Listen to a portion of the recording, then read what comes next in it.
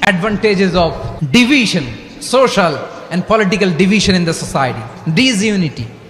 আমরা যদি বিচ্ছিন্ন হই, একে অপরের যদি মারামারি করি, একজন যদি আরেকজনের কাফের ফতোয়া দেয়, আমাদের কি ক্ষতি? এক নাম্বার ক্ষতি হচ্ছে আমরা যদি বিচ্ছিন্ন হই, আমাদের শক্তি কমে যাবে, আমাদের পাওয়ার আমরা হারাবো। আমাদের কি হারাবো? পাওয়ার। মনে রাখবেন, যখন আমি একা থাকি তখন আমি ব্যক্তি, যখন আমরা সবাই মিলি তখন আমরা শক্তি। এই শক্তি নিয়ে আমাদের সামনে এগিয়ে যাওয়ার দরকার আছে না নাই? তাহলে আমরা যদি নিজেরা বিরোধে লিপ্ত হই, আমাদের ক্ষমতা, পাওয়ার ছুটে যাবে। আমরা এই পাওয়ার হারাতে চাই না, ঠিক কিনা বলেন? রব্বুল আলামিন ঠিক তাই বললেন।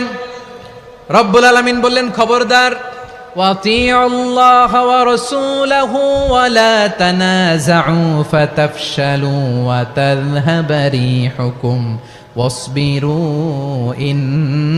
ইন্নাল্লাহা মা'আস সাবিরিন।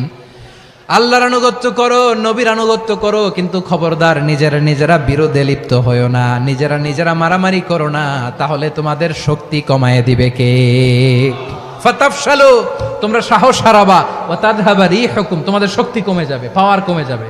তাহলে আমরা যদি নিজেরা মারামারি করি, আমরা নিজেরা যদি বিচ্ছিন্নতায় লিপ্ত হই, আমরা যদি মতানৈক্য করি, তাহলে আমাদের শক্তি কমে যাবে, ঠিক কিনা? আমরা শক্তি কমাবো। আচ্ছা, ছোট্ট একটা বাঁশের কঞ্চি যদি আপনারা দেয়, পায়ের মধ্যে ধাক্কা দিয়ে ভাঙতে পারবেন না? এরকম বাঁশের কঞ্চি যদি 20টা একসাথে জোড়া লাগায় দেয়, ভাঙতে পারবেন? কথা বোঝে নাই মনে হয়। চিকন একটা বাঁশের কঞ্চি দিলে ভাঙা যাবে না? এরকম চিকনই 20টা বাঁশের কঞ্চি একসাথে লাগাই দিলে ভাঙতে পারবেন?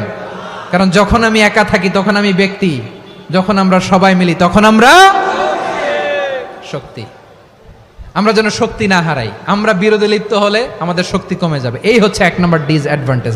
2 নম্বর ডিসঅ্যাডভান্টেজ হচ্ছে আমরা নিজেরা বিরোধে লিপ্ত হলে অন্যরা আমাদের মাথায় কাঁঠাল ভেঙে খাইতে সুবিধা হয়। কথা বোঝেন নাই?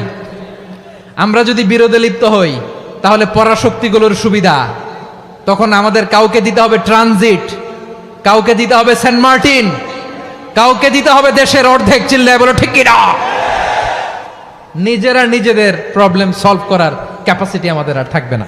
নিজেরা বিরোধে জড়ালে পরাশক্তিগুলো আমাদের মাথায় কাঁঠাল ভেঙে খায়। তখন